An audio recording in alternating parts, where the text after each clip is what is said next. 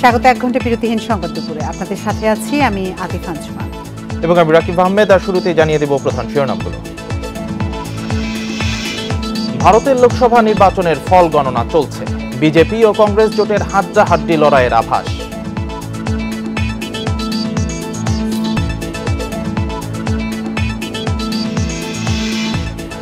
এবারও বুথ ফেরত জরিপের সাথে মেলেনি বাস্তবতা। বিজেপির আধিপত্য হুমকির মুখে কংগ্রেস শিবিরে আশা।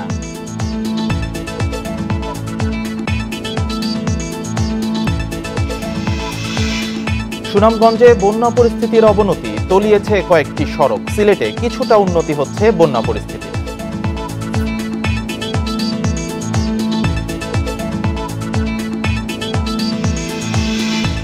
কৃষিখাতে বরাদ্দ বৃদ্ধির দাবি, জলবায়ু পরিবর্তন সহ নানা চ্যালেঞ্জ মোকাবেলায় অন্তত 10 ভাগ বরাদ্দের তাগিদ।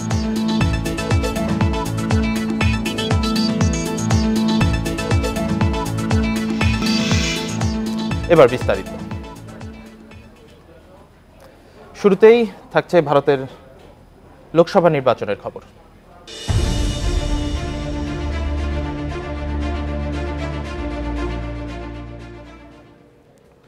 ভারতের 18তম লোকসভা নির্বাচনের ভোট গণনা চলছে। আজই ফল ঘোষণা করা হবে। যে কোনো অপ্রীতিকর পরিস্থিতি এড়াতে গণনা কেন্দ্রগুলোতে নিরাপত্তা জোরদার করা হয়েছে। সরকার গঠন করতে প্রয়োজন 272টি আসন। ভারতের নির্বাচন কমিশনের ওয়েবসাইট অনুসারে মোদির নেতৃত্বাধীন বিজেপি এগিয়ে রয়েছে 243টি আসনে, আর 94 আসনে এগিয়ে রয়েছে কংগ্রেস। পশ্চিমবঙ্গে 23 আসনে এগিয়ে তৃণমূল কংগ্রেস, আর বিজেপি এগিয়ে 13টি আসনে। উত্তরপ্রদেশের বারাণসী আসনে জয়ের পথে নরেন্দ্র মোদী। রায়বরেলিতে এগিয়ে রাহুল গান্ধী। এবারের নির্বাচনে ভারতের 64 কোটি 20 লাখ ভোটার ভোট দিয়ে বিশ্ব রেকর্ড করেছে বলে দাবি করেছে দেশটির নির্বাচন কমিশন। 19 এপ্রিল শুরু হয় ভারতের লোকসভা নির্বাচন। 7 ধাপে 543 আসনে ভোট গ্রহণ শেষ হয় 1 জুন।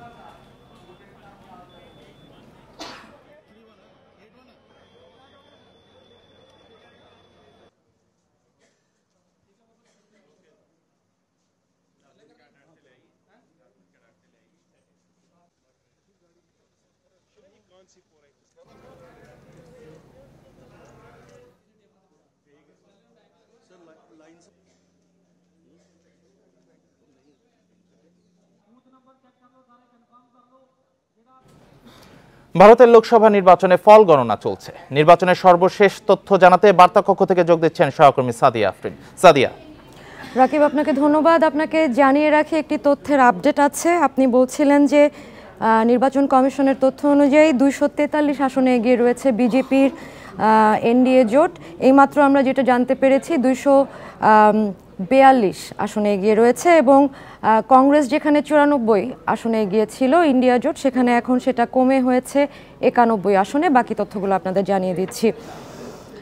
সকাল 8টা থেকে শুরু হয়েছে ভারতের 18তম লোকসভা নির্বাচনের ভোট গণনা, এবং প্রথমে পোস্টাল ব্যালটের ভোট গণনার পরে শুরু হয় ইভিএম এর ভোট গণনা। আমরা নির্বাচন কমিশনের তথ্য অনুযায়ী বলছিলাম যে বিজেপি এগিয়ে আছে 242 আসনে সর্বশেষ তথ্য অনুযায়ী, এবং ইন্ডিয়া জোট কংগ্রেস নেতৃত্বাধীন এগিয়ে আছে 91 জোটে। আপনাদেরকে জানিয়ে রাখি যে ব্যাটেল গ্রাউন্ডগুলো বলা হচ্ছে, তার মধ্যে উত্তরপ্রদেশ সবাইকে অবাক করেছে, কারণ উত্তরপ্রদেশে যেখানে বিজেপির বুথ ফেরত জরিপে বলা হচ্ছিল যে 80টি আসনের বেশিরভাগই তারা পাবে, এবং উত্তরপ্রদেশ কিন্তু বিজেপির ঘাঁটি হিসেবে পরিচিত, কিন্তু এবার কিন্তু আমরা কিছুটা ভিন্নতা দেখতে পাচ্ছি। 80টি আসনের মধ্যে 41টিতে এগিয়ে রয়েছে কংগ্রেস নেতৃত্বাধীন জোট ইন্ডিয়া। গতবার এই রাজ্যে 62টি আসনে জয় পেয়েছিল বিজেপি, এবার সেখান থেকে 38 আসনে এগিয়ে রয়েছে বিজেপি জোট। আর এরপরে যদি উত্তরপ্রদেশের গান্ধী পরিবারের ঘাঁটি যেটা রায়বরেলি, সেখান থেকে কিন্তু রাহুল গান্ধী এর মধ্যে জয়ের পথে রয়েছেন। সবচেয়ে অবাক করা বিষয় আমেথির যে ফলাফল এখন পর্যন্ত জানা যাচ্ছে, আমেথিতে বিজেপির স্মৃতি ইরানি, যিনি গতবার হারিয়েছিলেন রাহুল গান্ধীকে, এবার স্মৃতি ইরানির প্রতিদ্বন্দ্বী ছিলেন কংগ্রেসের কিশোরীলাল এগিয়ে রয়েছেন। স্মৃতি ইরানি রয়েছেন দ্বিতীয় অবস্থানে। চলে যাচ্ছে গুজরাটে। 26 আসনের মধ্যে গত 2 বার সবকটিতে বিজেপি জিতে। সেখানে কিন্তু বিশেষ করে নরেন্দ্র মোদীর কথা যদি আপনাদেরকে বলি, যে নরেন্দ্র মোদী সেখানে 2001 থেকে সাল পর্যন্ত 4বার মুখ্যমন্ত্রী ছিলেন। তো সেখানে মূলত গুজরাটকে বলা হয় বিজেপির শক্ত ঘাঁটি, কিন্তু সেখানেও এবার আমরা কিছুটা পরিবর্তন দেখতে পেরেছি। গত দুইবার অর্থাৎ 2014 এবং 2019 সালে যেখানে বিজেপি সবকটি আসনে জিতেছে, সেখানে এবার একটিতে পিছিয়ে রয়েছে এনডিএ বিজেপি নেতৃত্বাধীন এবং ইন্ডিয়া এগিয়ে রয়েছে 1 আসনে। কর্ণাটক দক্ষিণাঞ্চলের ভারতের 28 আসনের মধ্যে গতবার 25 আসনে জয় পেয়েছিল বিজেপি, এবার সেখান থেকে 4টি আসনে পিছিয়ে রয়েছে এনডিএ। উল্টো দিকে রাজ্যের 28 আসনের মধ্যে 7টিতে এগিয়ে রয়েছে রাহুল গান্ধী অর্থাৎ কংগ্রেস নেতৃত্বাধীন ইন্ডিয়া জোট। তামিলনাড়ুতে 39 আসনের মধ্যে 36 আসনে এগিয়ে ইন্ডিয়া জোট, অন্যদিকে 2 আসনে এগিয়ে উত্থান দেখা যাচ্ছে বিজেপির। কেরালার 20 আসনের মধ্যে গতবার কংগ্রেস জিতেছিল 15 আসনে, এবার 17 আসনে এগিয়ে রয়েছে কংগ্রেস নেতৃত্বাধীন ইন্ডিয়া জোট। কেরালাতেও 2 আসনে এগিয়ে আছে বিজেপি। পশ্চিমবঙ্গের কথা যদি আপনাদেরকে বলি, পশ্চিমবঙ্গে কিন্তু 2014 সালে মাত্র 2টি আসন পেয়েছিল বিজেপি, কিন্তু 2019 সালে আমরা পরিবর্তনটা দেখতে পারি। বলা হয় যে 2019 সালে বিজেপির উত্থান হয় পশ্চিমবঙ্গে, 18টি আসনে জিতেছিল। সেখানে এবার দেখতে পাচ্ছি আমরা 42 আসনের মধ্যে 6টি আসনে পিছিয়ে রয়েছে বিজেপি আর এগিয়ে রয়েছে ইন্ডিয়া জোট। এবং আমরা কিন্তু এখন পর্যন্ত যা বুঝতে পারছি যে বুথ ফেরত জরিপে কিন্তু খুব কনফিডেন্সের সাথে বলা হয়েছিল যে বিজেপি এবার পশ্চিমবঙ্গে জিততে যাচ্ছে, কিন্তু মমতা ব্যানার্জি বলেছিলেন যে এটি ভুল কথা, এবং সেটাই আমরা দেখতে পাচ্ছি। তৃণমূলের ঘাঁটি শক্ত থাকছে পশ্চিমবঙ্গে। এবং আপনাদেরকে জানিয়ে রাখি যে এই যে আজকে ভোট গণনা চলছে, 7 ধাপে নির্বাচন হয়েছে, গত 19 এপ্রিল শুরু হয়, এটাকে বলা হয় একটা যজ্ঞ, প্রায় 1.5 মাস ধরে চলে নির্বাচন। সবশেষ ধাপের ভোট গ্রহণ হয় 1 জুন এবং আজ সকাল 8টা স্থানীয় সময় থেকে ভোট গ্রহণ শুরু হয়েছে কড়া নিরাপত্তার মধ্যে, যেন কোনো অনিয়ম বা বিশৃঙ্খলা না হয়। প্রতিটি ভোট গণনা কেন্দ্রের চারপাশে 200 মিটার পর্যন্ত 144 ধারা জারি রয়েছে, সিসি ক্যামেরার ব্যবস্থা করা হয়েছে, প্রত্যেকটা নিরাপত্তা বাহিনী কাজ করছে, বিদেশি পর্যবেক্ষক রয়েছে, প্রত্যেকটা রাজনৈতিক দলের এজেন্ট রয়েছে। এবার সবচেয়ে অবাক করা বিষয়, বুথ ফেরত জরিপগুলো সব ভুল প্রমাণিত হয়েছে। বিজেপি অত্যন্ত আত্মবিশ্বাসের সাথে বলেছিল যে এবার তারা জিততে যাচ্ছে, বিশেষ করে প্রধানমন্ত্রী নরেন্দ্র মোদী বলেছিলেন 400 পার হবে আসন, কিন্তু সেটার কাছাকাছিও যেতে পারছে না বিশ্লেষকরা, তাই বলছে। আমরা অপেক্ষা করছি নির্বাচনের আরও তথ্য আসার জন্য। রাকিব, ধন্যবাদ আপনাকে সাদিয়া আফরিন। ভারতের লোকসভা নির্বাচনের ফল গণনার সবশেষ তথ্য জানাচ্ছিলেন সহকর্মী সাদিয়া আফরিন। এবার চলে যাচ্ছি পরের খবরে। আজ ঘোষণা হবে ভারতের 18তম লোকসভা নির্বাচনের ফলাফল। এবারও নির্বাচনের পর বুথ ফেরত জরিপের সাথে বাস্তবতার বড় ধরনের অমিল দেখা যাচ্ছে। বুথ ফেরত জরিপে এবার বিজেপি বড় ব্যবধানে জিতবে বলে আভাস দেওয়া হয়েছিল, কিন্তু ভোট গণনা শুরুর পর সামনে আসছে উল্টো চিত্র। অনেক প্রদেশেই বিজেপি নেতৃত্বাধীন এনডিএ জোটের সাথে তুমুল লড়াই করছে কংগ্রেস নেতৃত্বাধীন ইন্ডিয়া জোট। উত্তরপ্রদেশ সহ কয়েকটি রাজ্যে গতবারের তুলনায় এবার ফলাফল অনেকটাই পাল্টে যেতে পারে। উত্তরপ্রদেশে গতবার শক্ত অবস্থানে থাকলেও এবার ইন্ডিয়া জোটের তুলনায় পিছিয়ে রয়েছে মোদির এনডিএ জোট। এছাড়া মহারাষ্ট্রেও অনেকটাই পিছিয়ে রয়েছে মোদির দল, আর নিজেদের শক্ত ঘাঁটি গুজরাটে 2টি আসন হাতছাড়া হচ্ছে বিজেপির। পশ্চিমবঙ্গেও জরিপের তুলনায় বিজেপির আসন কমবে বলে ধারণা করা হচ্ছে।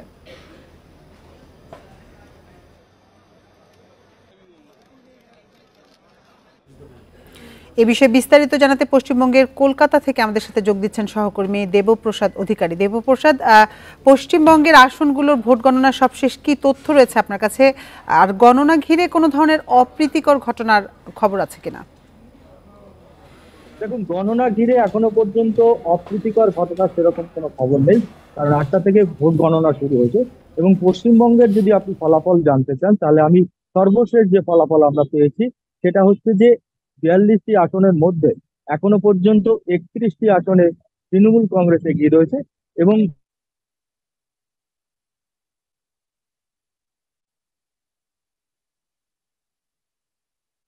এগিয়ে রয়েছে। মূলত পশ্চিমবঙ্গে যে বুথ সমীক্ষা যেটা বলা হয়েছিল, সেই বুথ সমীক্ষা কিন্তু একেবারেই কাজে লাগেনি। কারণ হচ্ছে যে এখানে একটা জিনিস এখন রাজনৈতিক বিশ্লেষকরা মনে করছেন যে পশ্চিমবাংলায় বেশ কিছু প্রকল্প আছে মুখ্যমন্ত্রী মমতা বন্দ্যোপাধ্যায়ের সরকারের, সেই প্রকল্পগুলো এই মুহূর্তে ভোটে ভীষণভাবে কাজ দিয়েছে। এবং রাম মন্দির এবং হিন্দুত্ববাদ যে ইস্যু, সেই ইস্যু সবসময় কখনোই পশ্চিমবাংলায় এই হিন্দুত্ববাদ বা জাতিগত যে বিষয়টা রয়েছে সেই বিষয়টাকে মানুষ গ্রহণ করে না। যার কারণেই এই ভোটের ফলাফল এরকমই মনে করছে এখনো পর্যন্ত। কারণ এখনো 31টি আসনে, এই মুহূর্তে শেষ খবর পাওয়া পর্যন্ত 31টি আসনে আহ, তৃণমূল এগিয়ে রয়েছে এবং 10টি আসনে সেখানে বিজেপি এগিয়ে রয়েছে। যেটা নির্বাচনী প্রচারের সময় প্রধানমন্ত্রী নরেন্দ্র মোদী এবং অমিত শাহ দুজনেই বলেছিলেন যে 35টি টার্গেট করা হচ্ছে, পশ্চিমবাংলায় 35টি আসন তারা পাবে, এরকমই চিন্তা ভাবনা বা এরকমই পরিকল্পনা নিয়ে তারা নেমেছিলেন। কিন্তু আখেরে সেই বিষয়টি একেবারেই দাঁড়ায়নি, কারণ হচ্ছে এখনো পর্যন্ত তারা 10টি আসন পর্যন্ত সীমাবদ্ধ রয়েছে। পরবর্তী পর্যায়ে যেহেতু এখনো পর্যন্ত 6 রাউন্ডের গণনা শেষ হয়েছে, 17 রাউন্ড প্রত্যেকটা কেন্দ্রে গণনা হবে। সেই পরবর্তী পর্যায়ে হয়তো কিছুটা এই ফলাফলের পরিবর্তন হবে, কিন্তু খুব বিরাট কিছু পরিবর্তন হবে এটা বলা চলে না। অন্যদিকে আমি যদি পুরো ভারতবর্ষের দিকে তাকাই তাহলে বিদ্বান, কারণ হচ্ছে রাম মন্দির ইস্যু সবসময় বিজেপি মনে করেছিল রাম মন্দির এমন একটি ইস্যু যে ইস্যুকে কেন্দ্র করে বা এই নির্বাচন অর্থাৎ 2024 সালের নির্বাচন এর ফলাফল অনেকটা পাল্টে দেবে রাম মন্দির। কিন্তু সেটা একেবারেই গুজরাটের একেবারেই সেই ফলাফল পাল্টে দিতে পারেনি, কারণ হচ্ছে উত্তরপ্রদেশের মতো জায়গায় যেখানে বিজেপি একচ্ছত্র আধিপত্য ছিল, সেখানে দাঁড়িয়ে 40টি আসনে অর্থাৎ 80টি আসনের মধ্যে 41টি আসনে এই মুহূর্তে এনডিএ জোটে গিয়ে, অর্থাৎ সেই গুজরাটের যে ফল হওয়ার কথা ছিল সেই ফল একেবারেই বিজেপি প্রত্যাশিত ফল সম্ভব হয়নি। যার কারণে হয়তো একটা যে যারা বুথ ফেরত সমীক্ষা করেছিলেন, বুথ ফেরত সমীক্ষকদের সমীক্ষা মেলেনি, কারণ প্রত্যেক বুথ ফেরত সমীক্ষকরাই বলে করেছিলেন যে এই 80টি আসনের মধ্যে বিজেপি অধিকাংশ আসন অর্থাৎ 70টির বেশি আসন পাবে বিজেপি। সেই কারণে অন্যদিকে বিহারে অবশ্য অনেকটা ভালো ফল করছে বিজেপি এখনো পর্যন্ত, যা 6 রাউন্ড গণনা শেষে আমরা যেটা তথ্য পাচ্ছি তাতে বিহারে অনেকটা ভালো ফলাফল করছে। যদি তেলেঙ্গানা এবং অন্যান্য রাজ্যের দিকে দেখি সেক্ষেত্রে কিন্তু আবার বিজেপি সেখানে ভালো ফলাফল করতে পারছে না। অর্থাৎ হিন্দুত্ববাদ এবং বিজেপি যে রাম মন্দিরকে ইস্যু করে ভোট করতে চেয়েছিল, রাজনৈতিক বিশ্লেষকরা সেটাই মনে করছে যে রাম মন্দির ইস্যু বা হিন্দুত্ববাদ এই ভোটে কাজে লাগেনি, যার কারণে বিজেপি যে আসন পাওয়ার কথা অর্থাৎ ফলাফলের যে প্রত্যাশা করেছিল সেই প্রত্যাশিত ফলাফল এখনো পর্যন্ত যা রেজাল্ট এসছে তাতে কিন্তু পরিষ্কার নয়। তবে বড় পরিবর্তন সময় আরো একটু পরিষ্কার হতে পারে, কারণ এখনো পর্যন্ত সর্বশেষ যে তথ্য আমরা পাচ্ছি তাতে 299টি আসনে বিজেপি এনডিএ এগিয়ে এবং ইন্ডিয়া এগিয়ে 225টি আসনে। অর্থাৎ এই যে টক্কর, এই লড়াইটা কিন্তু প্রত্যাশিত ছিল না, কারণ বুথ সমীক্ষক যারা বলেছেন এই লড়াইটা প্রত্যাশিত ছিল না। তারপরেও দেখা যাচ্ছে যে এখন লড়াইটা এমন জায়গায় এসে পৌঁছেছে যে নিরঙ্কুশ সংখ্যাগরিষ্ঠতা বিজেপি পাবে কিনা সে নিয়েও অনেকটা সন্দিহান রয়েছে, কারণ 262 সেখানে নিরঙ্কুশ সংখ্যাগরিষ্ঠতা পাওয়ার জন্য প্রয়োজন। কিন্তু এখনো পর্যন্ত যদিও এই মুহূর্তে দাঁড়িয়ে 299টি আসনে এগিয়ে আছে বিজেপি, কিন্তু শেষ পর্যন্ত অর্থাৎ শেষ রাউন্ড গণনা পরে পরিষ্কার হবে যে নিরঙ্কুশ সংখ্যাগরিষ্ঠতা বিজেপি পাচ্ছে কিনা।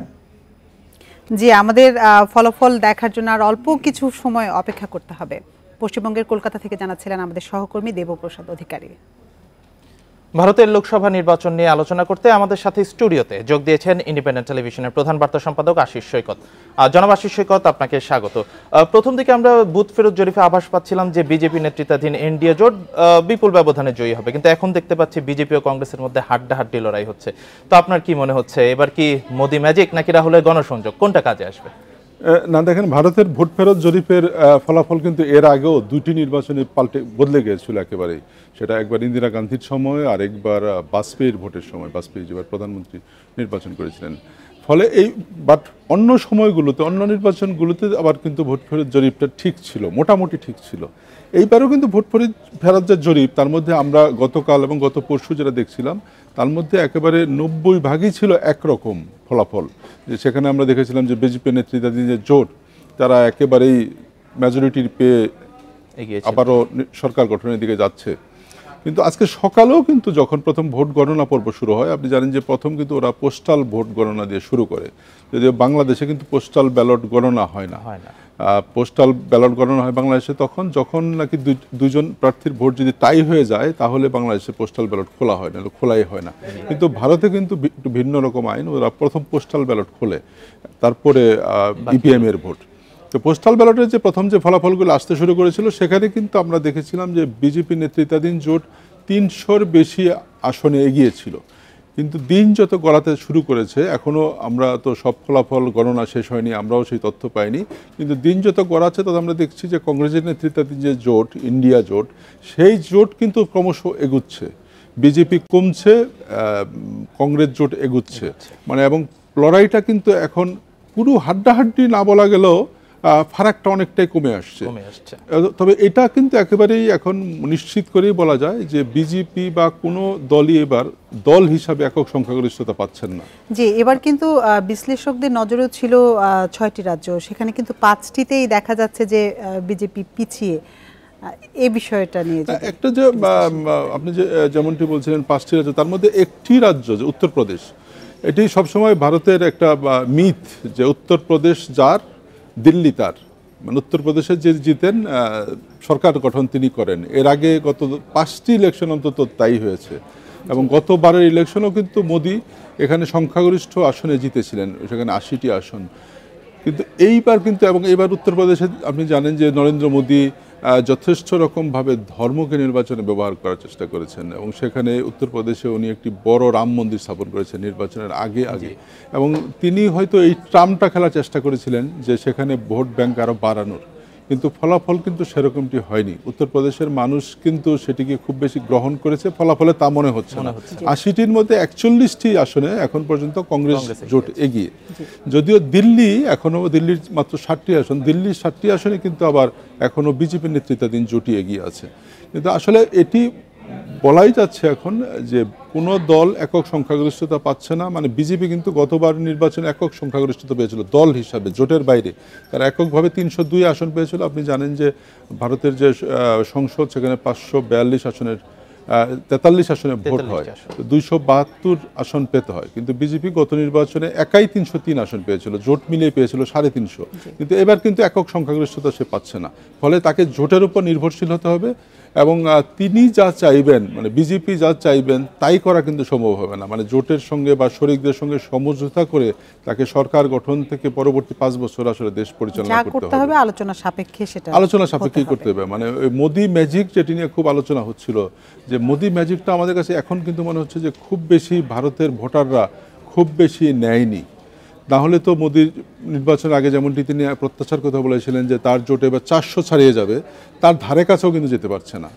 ফলে ভারত একটা বিরাট দেশ, এবং এত ভোটার কিন্তু পৃথিবীতে আর কোনো দেশে নেই। এই সংখ্যাগুলো আসলে আমাদের একটু আমাদের ইয়েদের জন্য, আমি মনে করি দর্শকদের জন্য জানানো দরকার যে এবার 64 কোটি 20 লাখ ভোটার এবার ভোট দিয়েছেন, এবং এটা কিন্তু পৃথিবীতে একটা রেকর্ড যে এত ভোটার একসঙ্গে ভোট দেওয়া। তো সেই জায়গাটায় এই ভোটারদের রায়, এবং ইন্টারেস্টিং যে ভারতের এই নির্বাচনটা 1.5 মাস ধরে হয়েছে, এবং সেখানে এই নির্বাচনের বিউটিটা হলো কি, কেউ কিন্তু ভোট ছেড়ে চলে যায়নি। যারা কম আসন পেয়েছে বা যারা বেশি আসন পাচ্ছে, বিজেপি কমে যাচ্ছে, কেউ কিন্তু নির্বাচন কমিশনের প্রতি তাদের অনাস্থা জানাচ্ছে না। তো সেটা একটা বিউটি ভারতের নির্বাচনের। আচ্ছা সৈকত, এই পর্যায়ে অবধারিতভাবে একটি বিষয় আসে আমাদের দেশের দৃষ্টিকোণ থেকে, যে ভারতের কেন্দ্রীয় সরকারের যদি পরিবর্তন আসে তাহলে বাংলাদেশ ভারত সম্পর্কের উপর এটি কি প্রভাব পড়তে পারে? না দেখেন, এর আগে বিজেপি তো 10 বছর টানা 10 বছর থাকলো, তার আগে কংগ্রেস ভারত শাসন করেছে, ভারতের প্রধানমন্ত্রী ছিল। কংগ্রেসের সঙ্গে কিন্তু আওয়ামী লীগ সরকার, বর্তমান যে শেখ হাসিনা নেতৃত্বাধীন আওয়ামী লীগ সরকারের বন্ধুটা কিন্তু পরীক্ষিত বন্ধু। কারণ 71 সালে যে মুক্তিযুদ্ধ সময়কালে তখন কিন্তু কংগ্রেস ক্ষমতায় ছিল ভারতের, এবং ইন্দিরা গান্ধী নেতৃত্বাধীন যে সরকার, সেই ইন্দিরা নেতৃত্বের সরকারের কিন্তু একেবারেই সমর্থন, একেবারে কি বলবো, যে শুধু তিনি নিজের সমর্থন দিয়েছেন তা নয়, বিশ্বের সমর্থনে তিনি আদায় করেছেন বাংলাদেশের পক্ষে, এবং ভারতের সেই সমর্থনের কারণেই কিন্তু আসলে 9 মাসের মধ্যে মুক্তিযুদ্ধে বাংলাদেশ স্বাধীনতা পেয়েছিল। ফলে কংগ্রেসের সাথে আওয়ামী লীগের সম্পর্ক খুবই ভালো আছে। এই প্রশ্নটা উঠেছিল যখন বিজেপি ক্ষমতায় আসে, আপনার নিশ্চয়ই মনে আছে, যখন বিজেপি ক্ষমতায় আসলো তখন যারা আওয়ামী লীগ সরকার বিরোধী রাজনৈতিক দলগুলো, তারা অনেক জায়গায় মিষ্টি বিতরণ করেছিল। তারা বলেছিল যে কংগ্রেস চলে গেছে, বিজেপি এসেছে, অতএব আওয়ামী লীগের সঙ্গে সমর্থনের টান পড়বে, সংকট তৈরি হবে, কিন্তু তা কিন্তু হয়নি। গত 10 বছরে কিন্তু আমরা দেখেছি যে বিজেপির সঙ্গে বর্তমান সরকারের খুবই ভালো বোঝাপড়ার মধ্য দিয়ে কাজ হয়েছে, এবং আমাদের বেশ কিছু অমীমাংসিত সমস্যা ছিল, যেমন ছিটমহল সমস্যা একটা বড় ছিল, আমাদের বর্ডারে অনেক সমস্যা ছিল, সেগুলো কিন্তু সমাধান হয়েছে। এখন আমাদের একটা বড় সমস্যার জায়গা তিস্তা। তো তিস্তাটা নিয়ে কিন্তু কেন্দ্র যদিও দিতে যাচ্ছে, কিন্তু মূল সমস্যাটা তৈরি করেছে কিন্তু পশ্চিমবঙ্গ সরকার।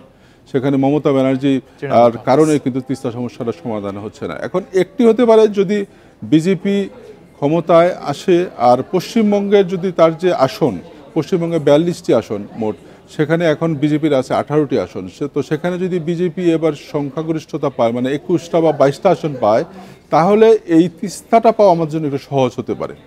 বা যদি কোনোভাবে কংগ্রেসের নেতৃত্বাধীন জোট আসে তাহলে সেটাও আমাদের জন্য সুবিধা হতে পারে। ফলে বাংলাদেশের জন্য আমি মনে করি যে এটা উইন উইন সিচুয়েশন।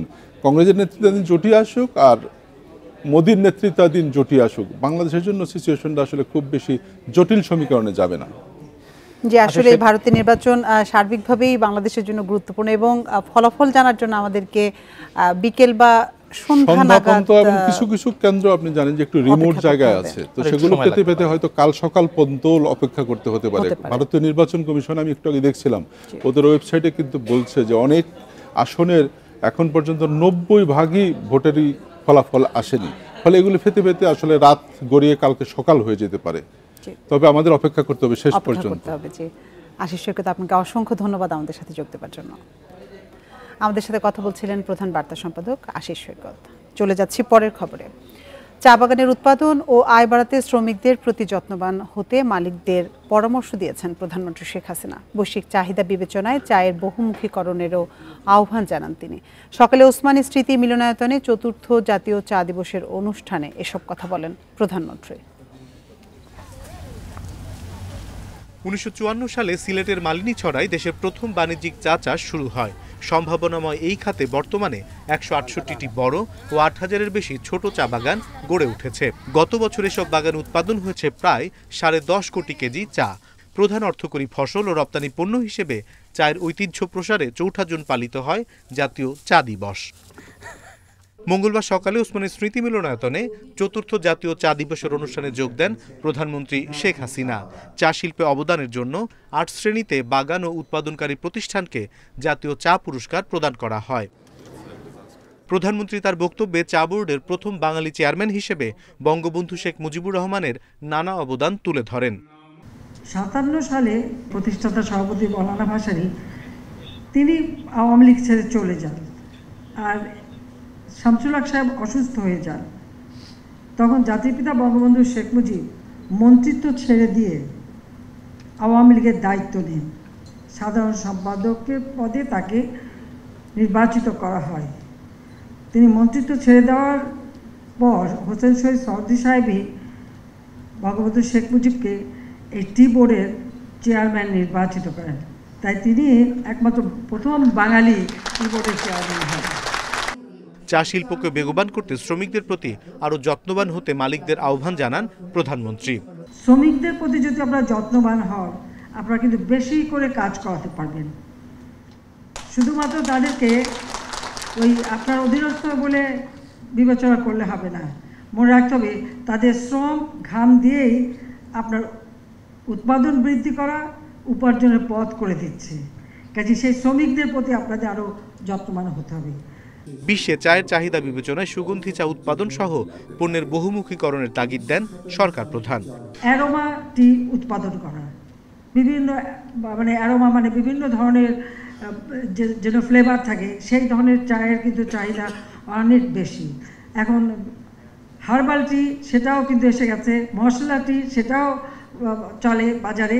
তো এই চা উৎপাদনের সাথে সাথে আমি এটা বলবো যারা চা মালিক এবং ব্যবসায়ী আছেন, বিশেষ করে মালিকদের বলবো যে আপনারা ভ্যালু এডেড করেন। চা শিল্পের উন্নয়নে গবেষণা অব্যাহত রাখা ও মানসম্পন্ন চা রপ্তানিতে জোর দেন বঙ্গবন্ধু কন্যা শেখ হাসিনা। অনিমেষ কর, ইন্ডিপেন্ডেন্ট নিউজ, ঢাকা। শিশুদের সুরক্ষায় আইন করা সহ বিদ্যালয়ে শিক্ষা অর্জনের জন্য সরকারের পক্ষ থেকে উপবৃত্তি দেয়া হচ্ছে বলে জানিয়েছেন প্রধানমন্ত্রী শেখ হাসিনা।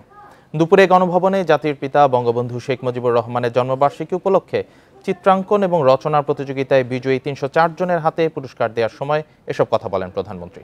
তিনি বলেন, সারা বিশ্ব যখন প্রযুক্তিতে এগিয়ে যাচ্ছে তখন বাংলাদেশের শিশুরা পিছিয়ে থাকবে না। শিশু কিশোরদের মেধা বিকাশে সরকার সব পদক্ষেপ নিয়েছে বলেও জানান তিনি। নতুন প্রজন্মকে আধুনিক শিক্ষায় গড়ে তোলার উপর জোর দেন প্রধানমন্ত্রী। শিশুদের জন্য স্বল্পতম সময়ে বঙ্গবন্ধুর বিভিন্ন উদ্যোগের কথাও তুলে ধরেন শেখ হাসিনা। মেধা বিকাশের সুযোগ হয় সেই সুযোগটাও আমরা করে দিয়েছি এবং শিশু নিরাপত্তার জন্য বিশেষ আইন আমরা করে দিয়েছি। এইভাবে আমরা আমাদের শিশু আজকের শিশু আগামী দিনের ভবিষ্যৎ। 2008-এ ঘোষণা দিয়েছিলাম ডিজিটাল বাংলাদেশ করব, ডিজিটাল বাংলাদেশ করেছি। এখন আমাদের ঘোষণা 41 সালে বাংলাদেশ হবে স্মার্ট বাংলাদেশ। সেজন্য আমরা কম্পিউটার ল্যাব করে দিয়েছি স্কুলে, সেই সাথে কম্পিউটার ট্রেনিং এবং ইনকিউবেশন সেন্টার করে দেওয়া হয়েছে। বৃষ্টি আর পাহাড়ি ঢলে সুনামগঞ্জের বন্যা পরিস্থিতির কিছুটা অবনতি হয়েছে। তাহিরপুর সুনামগঞ্জ সড়ক সহ কয়েকটি গ্রামীণ সড়ক তলিয়ে কয়েকটি জায়গার যোগাযোগ বিচ্ছিন্ন রয়েছে। সিলেট নগরীর 28টি ওয়ার্ডে এখনও প্রায় 10,000 পরিবার পানিবন্দী। তবে উন্নতি হচ্ছে বন্যা পরিস্থিতির। সকাল 6টা থেকে দুপুর 12টা পর্যন্ত সুনামগঞ্জে 35 মিলিমিটার ও সিলেটে 29 মিলিমিটার বৃষ্টিপাত হয়েছে। বৃষ্টি আর পাহাড়ি ঢলে সুনামগঞ্জে বিভিন্ন নদীর পানি বাড়ছে। সুরমা নদীর ছাতক পয়েন্টে পানি বিপদসীমার 69 সেন্টিমিটার উপরে বইছে। জাদুকাটা নদীর পানি বাড়ায় তাহিরপুর সুনামগঞ্জ সড়কে 1.5 কিলোমিটার তলিয়ে গেছে। যোগাযোগ বিচ্ছিন্ন হয়ে দুর্ভোগে পড়েছেন 2 উপজেলার লক্ষাধিক মানুষ। রোড মারি লিছে চলাচল করতে খুব অসুবিধা। এখন আগের পানি আমরা কিন্তু ঠিক আছে, এখন তো আরো সমস্যা, এখন বাড়ি তা হয় সমস্যা। ছাতক উপজেলার ইসলামপুর ইউনিয়নের বেশ কয়েকটি গ্রামীণ সড়ক তলিয়ে বন্ধ আছে যান চলাচল। এছাড়া দোয়ারা বাজার উপজেলাতেও 3টি ইউনিয়ন যোগাযোগ বিচ্ছিন্ন। প্লাবিত হয়েছে বেশ কয়েকটি গ্রাম, পানিবন্দী অন্তত 15,000 মানুষ। তোর পানির বেগ বলা যাইতেছে না কি পর্যন্ত হইব। হ্যাঁ, খুব অবস্থা তো খারাপ হয়ে যাওয়া যাইতেছে। রাস্তা হইলেই তো হইতো না, ব্রিজ দিতে হইব, এরপরে পানি যাওয়ার যাতে রাস্তা করতে হইব। বৃষ্টিপাত অব্যাহত থাকলে সুনামগঞ্জে বন্যা পরিস্থিতির অবনতি হতে পারে বলে আশঙ্কা করছে পানি উন্নয়ন বোর্ড। তো হাওরগুলো অলরেডি পরিপূর্ণ হয়ে গেছে। পরিপূর্ণ হয়ে গেলে এবং তাহলে বিপদসীমা অতিক্রম করলে এটা হয়তো প্রায় 48 ঘন্টা বা তারও বেশি সময় স্থায়ী হতে পারে। সেক্ষেত্রে একটু জনদুর্ভোগ বাড়তে পারে এবং তখন বন্যা পরিস্থিতি অবনতি হতে পারে। এদিকে সুরমা নদীর পানি সিলেট পয়েন্টের বিপদসীমার 5 সেন্টিমিটার নিচ দিয়ে প্রবাহিত হচ্ছে। নগরীর 28টি ওয়ার্ডে এখনও পানিবন্দী প্রায় 10,000 পরিবার। ওয়ার্ডেই সব কাউন্সিলররা সচেতন আছেন, সবাই কাজ করছেন ওয়ার্ডে। আমরা শুকনা খাবার সবার কাছে পৌঁছে দিয়েছি। যেসব এলাকায় আশ্রয় কেন্দ্র হবে, আশ্রয় কেন্দ্র হয়ে গেছে, সেই সব এলাকায় আমরা রাত্রে থেকে রান্না করা খাবারও দেওয়ার ব্যবস্থা করব। সিলেটের বন্যা পরিস্থিতি ধীরে ধীরে উন্নতি হচ্ছে বলে জানিয়েছে পানি উন্নয়ন board. Tanzil Hasnat, independent news. সমতলে কয়েকশো একর জমির পাশাপাশি পাহাড়েও শতাধিক একরের ফল বাগান এবং পশু ও মৎস্য খামার গড়েছেন সাবেক পুলিশ প্রধান বেনজির আহমেদ। এভাবে পাহাড়ের জায়গায় বেচাকেনা নিষিদ্ধ হলেও বেনজির আহমেদ তা মানেননি। গোপালগঞ্জের কয়েকশো একর জমিতে গড়ে তোলা রিসোর্ট গত রোববার থেকে বন্ধ ঘোষণা করা হয়েছে। অভিযোগ আছে কৃষক ও সংখ্যালঘুদের জবরদস্তিমূলক উচ্ছেদের মাধ্যমে এসব জমি দখল করা হয়েছে। গোপালগঞ্জ সদর উপজেলার বৈরাগীরটোল গ্রামে সাভানা ইকো রিসোর্ট সহ 1400 বিঘা জমির মালিক সাবেক পুলিশ প্রধান বেনজির আহমেদ। অভিযোগ আছে বিশাল এই রিসোর্ট তৈরির পেছনে রয়েছে অনেক মানুষের নিঃস্ব হওয়ার দীর্ঘশ্বাস আর হাহাকার। স্থানীয় কৃষক ও সংখ্যালঘু সম্প্রদায়ের অনেককে ভয় দেখিয়ে জোর করে জমি নিয়েছেন বেনজির। রাজি না হলে নির্যাতনের শিকার হওয়ারও অভিযোগ অনেকের।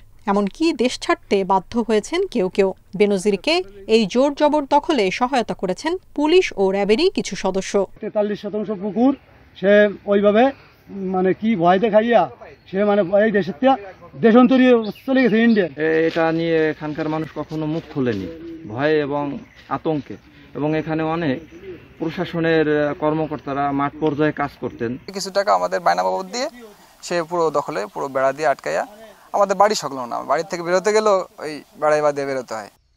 কেবল সমতলেই সম্পদের পাহাড় গড়েননি বেনজির আহমেদ। অঢেল সম্পদের মালিকানা তার পাহাড়েও। বান্দরবান সদরের সুয়ালেক ও লামায় নিজের এবং স্ত্রী ও মেয়ের নামে 100 একরের বেশি জমি রয়েছে। সেখানে বাগানবাড়ি, মাছ ও গরুর খামার, ফলের বাগান তৈরি করেছেন। এখানেও ক্ষমতার জোরে জমি দখলের অভিযোগ পুলিশের এই সাবেক মহাপরিদর্শকের বিরুদ্ধে। প্রায় পরিবার 64 পরিবার অল্প টাকা নিয়ে তাকে বিক্রি করে দেয়, দাম কম নিয়ে এটা নিয়ে নিচ্ছে জোর করে। যদিও এসব বিষয়ে কিছুই জানা নেই বলে দাবি জেলা পুলিশ সুপারের। এসপির জায়গা আছে নাকি অন্য কারো জায়গা আছে কিনা অ্যাকচুয়ালি আমার নলেজে নাই। এতদিন ভয়ে মুখ খুলতে না পারলেও এবার অসহায় ভুক্তভোগীরা জমি ফিরিয়ে দেওয়ার দাবি তুলেছেন। সরকার এ বিষয়ে ব্যবস্থা নেবে বলে আশা তাদের। Tania Nasrin, independent news. নিত্যপণ্যের দাম নিয়ন্ত্রণে আনতে হলে সিন্ডিকেটের বিরুদ্ধে সিন্ডিকেটরি ব্যবস্থা নেওয়া উচিত বলে জানিয়েছেন 14 দলের সমন্বয় ও মুখপাত্র আমির হোসেন আমু। রাজধানীর নিউজ কার্টুনে নিজ বাসায় 14 দলের সমন্বয় সভা শেষে তিনি কথা বলেন। আমু বলেন, 14 দল সাম্প্রদায়িক অপশক্তির বিরুদ্ধে একটি আদর্শের জোট। দেশি বিদেশি ষড়যন্ত্রের বিরুদ্ধে সবাই একসাথে থাকবে বলে জানান তিনি। ঐক্যবদ্ধ হয়ে 14 দল দেশের জন্য কাজ করবে বলেও জানান আমু। দুর্নীতি করলে ছাড়া হবে না জানিয়ে তিনি বলেন, ব্যক্তিগতভাবে কেউ দুর্নীতি করলে শাস্তি পাবেই। এ সময় ওয়ার্কার্স পার্টির সভাপতি রাশেদ খান মিনন বলেন, দুর্নীতির বিরুদ্ধে এই জোট ঐক্যবদ্ধ থাকবে। সরকারের পক্ষ থেকে বলা হয় যে একটি সিন্ডিকেট আছে, সিন্ডিকেটের কারণে এটা হচ্ছে।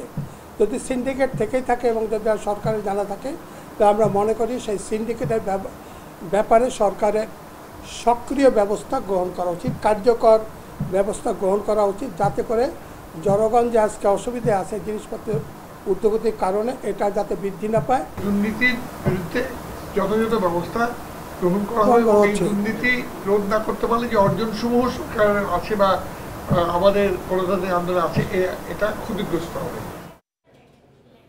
এবার জানাবো আসন্ন বাজেটের খবর।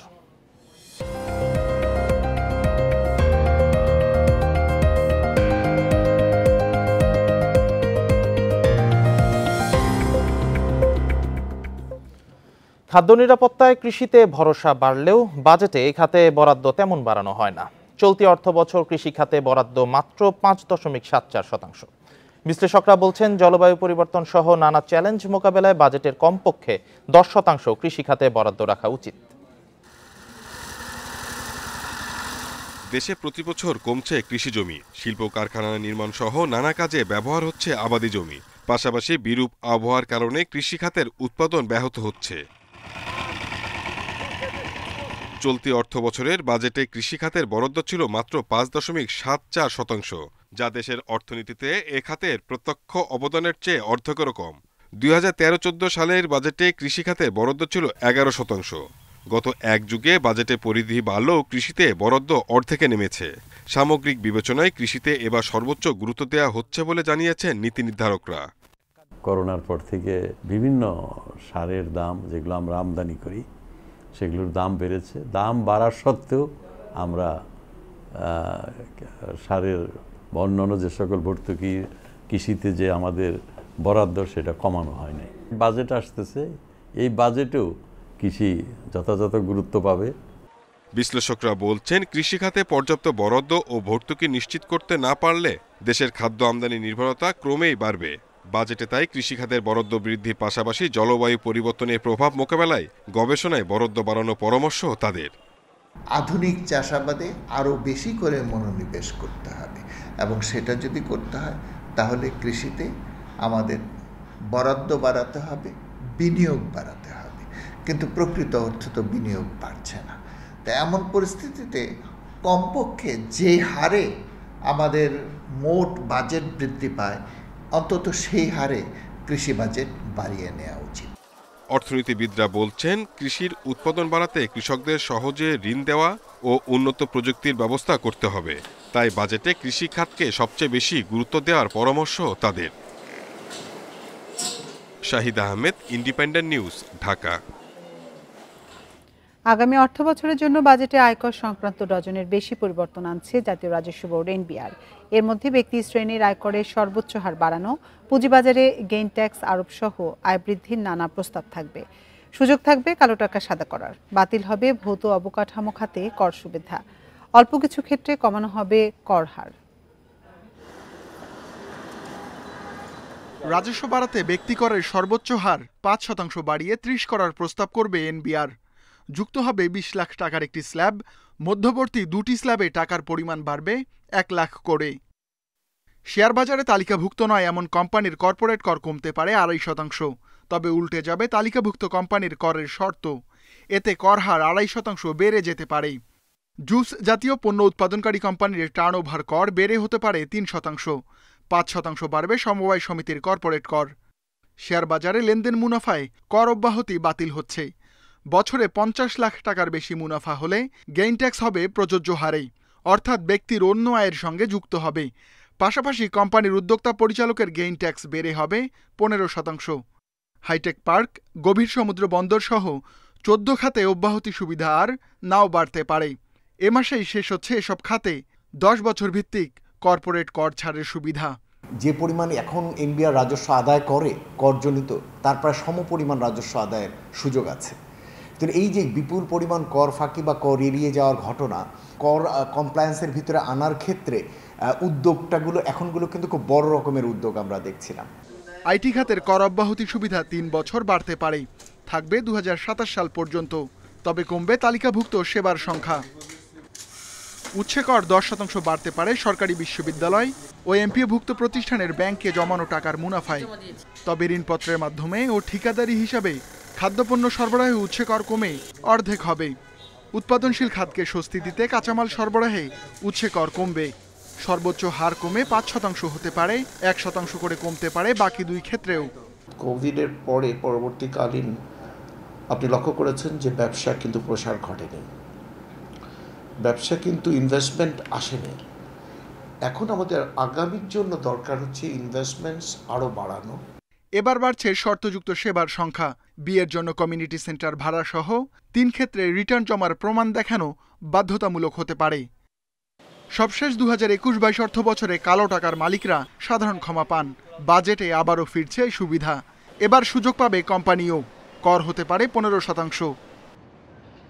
Ruhul Amin, independent news, Dhaka. চতুর্থ ধাপের নির্বাচনে 60 উপজেলায় ভোট গ্রহণ আগামীকাল। ভোট গ্রহণ উপলক্ষে সকাল থেকে বিভিন্ন ভোট কেন্দ্রে পাঠানো হচ্ছে নির্বাচনী সরঞ্জাম। উপজেলা নির্বাচন উপলক্ষে নওগাঁ সদর, মান্দা ও মহাদেবপুর উপজেলার ভোট কেন্দ্রে পাঠানো হচ্ছে নির্বাচনী সামগ্রী। সকাল থেকে বিভিন্ন উপজেলার সহকারী রিটার্নিং কর্মকর্তার কার্যালয় থেকে এসব সরঞ্জাম বিতরণ করা হচ্ছে। এদিকে বরিশালের উজিরপুর, বানারীপাড়া ও বাবুগঞ্জ উপজেলার 190টি ভোট কেন্দ্রের 40 ভাগ গুরুত্বপূর্ণ বলছে প্রশাসন। ঘূর্ণিঝড় রিমালের কারণে তৃতীয় ধাপে স্থগিত হওয়া চাঁদপুরের ফরিদগঞ্জ ও কচুয়া উপজেলা পরিষদেও ভোট হবে চতুর্থ ধাপে। নির্বাচন ঘিরে যে কোনো ধরনের অপ্রীতিকর পরিস্থিতি মোকাবেলায় নির্বাচনী এলাকায় সতর্ক অবস্থায় রয়েছে র্যাব, পুলিশ, আনসার ও বিজিবি সদস্য। নির্বাচন কমিশনের বহুল আলোচিত সমালোচিত স্বয়ংক্রিয় ভোট প্রদান যন্ত্র বা ইভিএম প্রকল্প এ মাসে বন্ধ হয়ে যাচ্ছে। পরবর্তীতে অন্য কোনো আঙ্গিকে এই প্রকল্প আদৌ চালু হবে কিনা সে ব্যাপারেও কমিশন রয়েছে অন্ধকারে। আর সচল থাকা 40,000 ইভিএম এর ভবিষ্যৎ নিয়ে দেখা দিয়েছে অনিশ্চয়তা। উপযুক্ত রক্ষণাবেক্ষণের অভাবে 1.5 লাখ ইভিএম, এর মধ্যে 1,10,000 ইতোমধ্যেই নষ্ট হয়ে গেছে। এগুলো ধ্বংস করা হতে পারে বলে জানিয়েছে কমিশন। পুরো প্রকল্পে সরকার খরচ করেছে প্রায় 4,000 কোটি টাকা। 2018 সালে একাদশ সংসদ নির্বাচনের আগে তড়িঘড়ি করে 1.5 লাখ ইভিএম কেনে নুরুল হুদা কমিশন, কিন্তু ব্যবহার হয় মাত্র 6টি আসনে।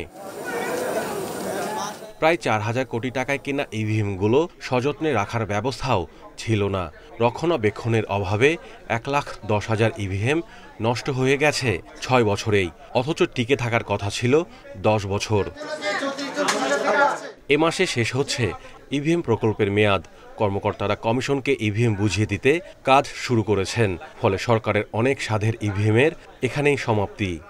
পারচেজ করা হয়েছে ইভিএম এবং আনুষঙ্গিক অন্যান্য বিষয়াদি বা অন্যান্য সরঞ্জামাদি, এগুলো আমরা কমিশনের নির্দেশনা অনুযায়ী বা সচিবালয়ের নির্দেশনা অনুযায়ী আমরা সচিবালয়কে বুঝিয়ে দেওয়ার প্রস্তুতি চলছে এবং প্রকল্প শেষ হওয়ার আগে 30 জুনের আগেই আমরা এগুলো সচিবালয়কে বুঝিয়ে দিব। নির্বাচন কমিশনের যে আমাদের জনবল আছে তারা কিন্তু ইতিমধ্যে সক্ষমতা অর্জন করেছে, কিন্তু সমস্যা হলো যদি এর চেয়ে বেশি কিছু করতে হয়, কিছু মেরামত করতে হয়, ব্যাটারি চেঞ্জ করতে হয়, সেক্ষেত্রে আমাদের ওই ধরনের আর্থিক যদি সাপোর্ট না পাওয়া যায় তাহলে ওগুলো ওই ধরনের মেরামত করা সম্ভব হবে না। নষ্ট ইভিএমগুলো ধ্বংস করে ফেলা হবে, কিন্তু যে 40,000 এখনও জীবিত তাদের নিয়ে কারো কোনো চিন্তা নেই। একটা ইলেকট্রনিক ডিভাইস, এটাকে কোনো রকম ন্যূনতম যদি মেনটেন্যান্সও না হয় এটা অবশ্যই নষ্ট হবে এবং এটাকে মেনটেন্যান্স করাটা খুবই আবশ্যক এবং জরুরি। এই মেনটেন্যান্স করাটা করে ফেললে দেন ইভিএমগুলো খুব ভালো কাজ করবে। কমিটি থেকে প্রস্তাব আসলে কমিশনের অনুমতি নিয়ে যেগুলো একদম মেরামতযোগ্য না সেগুলো আমরা স্ক্র্যাপ হিসাবে তো আমরা ভাড়া দেওয়ার কোনো অর্থ হয় না, সেক্ষেত্রে আমরা সেইগুলো হয়তো যদি কমিশন সিদ্ধান্ত নেয় সেভাবে কমিটির সুপারিশের আলোকে হয়তো সেগুলো ধ্বংস করে দেওয়া হতে পারে। সংসদ নির্বাচন, সিটি কর্পোরেশন, জেলা উপজেলা পৌরসভা ও ইউপি মিলে প্রায় 1,500 ভোট হয়েছে ইভিএমে। Mahmudul Hasan, independent news, Dhaka. বাজার চাহিদার তুলনায় হিমাগার থেকে সরবরাহ কম থাকায় বাজারে বেড়েছে আলুর দাম। সপ্তাহের ব্যবধানে বাজারে কেজিতে 5 থেকে 10 টাকা বেড়েছে আলুর দাম। এছাড়া বৈরী আবহাওয়া ও ভারত থেকে আলু আমদানি কম হওয়ায় বাজারে আলুর দামে প্রভাব পড়েছে। ক্রেতারা বলছেন, মধ্যস্বত্বভোগীদের অধিক মুনাফার কারণে বাজারে বৃদ্ধি পেয়েছে আলুর দাম। বাজারে আবারও চড়া আলুর দাম। বগুড়ায় 2 দিনের ব্যবধানে কেজিতে 5 থেকে 8 টাকা পর্যন্ত বেড়েছে দাম। বিক্রি হচ্ছে 55 থেকে 60 টাকায়। খুচরা বিক্রেতাদের অভিযোগ, হিমাগার থেকে 42 থেকে 43 টাকায় আলু বিক্রির নির্দেশনা থাকলেও তা মানা হচ্ছে না। আলু বিক্রি হচ্ছে হলেন আলু 50 টাকা কেজি, প্যাকেট বিক্রি হচ্ছে 60 টাকা কেজি। গত 2 দিন আগে হলেন আলু বিক্রি হচ্ছে 45 টাকা কেজি। এই ব্যবধানে কেজিকে 5-10 টাকা কেজি প্রতি আপনি বেশি। মুন্সিগঞ্জ, ফরিদপুর ও দিনাজপুরের বাজারে সপ্তাহের ব্যবধানে আলুর দাম কেজিতে 10 টাকা বেড়ে বিক্রি হচ্ছে 55 থেকে 60 টাকায়। এর পেছনে বৈরী আবহাওয়া ও ভারত থেকে আমদানি কমে যাওয়াকে কারণ হিসেবে উল্লেখ করছেন আড়তদাররা। যখন বুনছি ওই সময় আলুর সিজন শেষ, আমরা স্টোরে আলু যা রাখছি না ওই আলুও শেষ। আমরা বিছন পাবো কোথায়? একটা গাড়ি লইতে গেলে আগে 10 টাকা যেত, এখন লোকে 20 টাকা। তো এখানে বাইরে গেল গা, এই জন্য মালের দরটা একটু বেশি পড়তেছে। নওগাঁ ও জয়পুরহাটেও বেড়েছে আলুর দাম। খুচরা বিক্রেতাদের অভিযোগ, হিমাগার থেকে আলু কম সরবরাহ করায় বেড়েছে দাম। আর ক্রেতারা দুষছেন মধ্যস্থতাভোগীদের। পাইকারি কিনা 1900 টাকা মন, 47.5, বিক্রি 50। স্টিক আলু, গুটি আলু কিনা 55, বিক্রি 60। ভোক্তা অধিকার সংরক্ষণ অধিদপ্তর বলছে, অবৈধভাবে দাম বৃদ্ধির সুযোগ নেই। কোল্ড স্টোরেজ পর্যায় থেকে যে আলুগুলো বাজারে ছাড়া হচ্ছে, সেই বিক্রেতাদেরকে আমি বলবো যে অবশ্যই আপনারা পাকা ভাউচার অথবা পাকা রসিদ সংরক্ষণ করবেন এবং যারা ক্রেতা আছেন তারা অবশ্যই আপনাদের ক্রয় রসিদটি সংরক্ষণ করবেন, অন্যথায় আপনাদের বিরুদ্ধে আইনানুগ ব্যবস্থা গ্রহণ করা হবে। আলুর দাম নিয়ন্ত্রণে বাজার মনিটরিংয়ের দাবি জানিয়েছেন ক্রেতারা। Tanjil Hasnat, independent news. আর এই ছিল বিরতিহীন সংবাদ দুপুরের আজকের আয়োজন। ইন্ডিপেন্ডেন্ট টেলিভিশনের সব খবর আরও বিস্তারিত জানতে চোখ রাখুন ফেসবুক, ইউটিউব, এক্স। ধন্যবাদ।